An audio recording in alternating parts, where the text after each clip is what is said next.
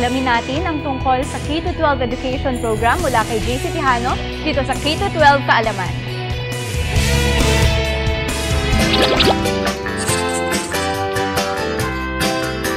Kumusta mga boss? Ako si JC at nagbabalik kaming muli ng pinakamatalik kong kaibigan sa school. Naalala niyo pa ba siya? Walang iba kundi si Lulu. Ako si Lulu. Hello Lulu!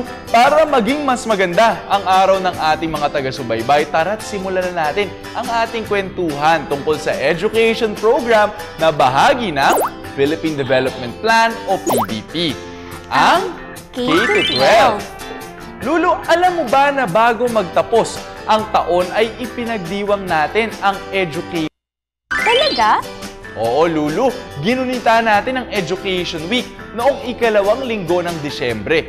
Batay ito sa Presidential Proclamation No. 2399 noong February 25, 1985. At alam mo ba, Lulu, mahalaga ang tema sa nakaraang Education Week dahil ito ay tungkol sa K-12 Basic Education Curriculum, developing lifelong learners towards inclusive growth and nation building.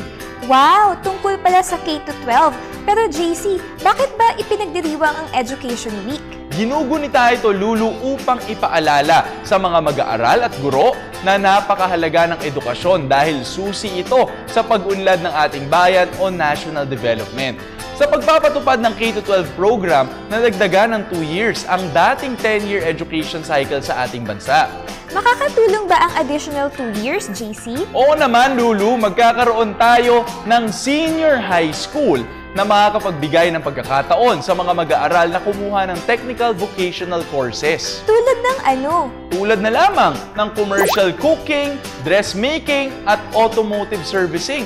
Pag natapos ng mga senior high school students ang mga kursong ito, pwede na silang kumuha ng trabaho na akma sa tinapos nilang kurso o mag-ipon pa. Tama, Lulu!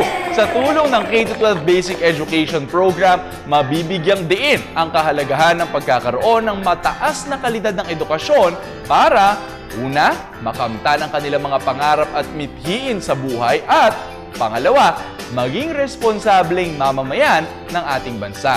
Huwag nating kalimutan na ang kaalaman ay kayamanan. Para balikan ang aming past episodes, bisitahin lang ang aming YouTube channel. Ako si Lulu. At ako naman si JC Tejano para sa K-12 Kaalaman. Paalam!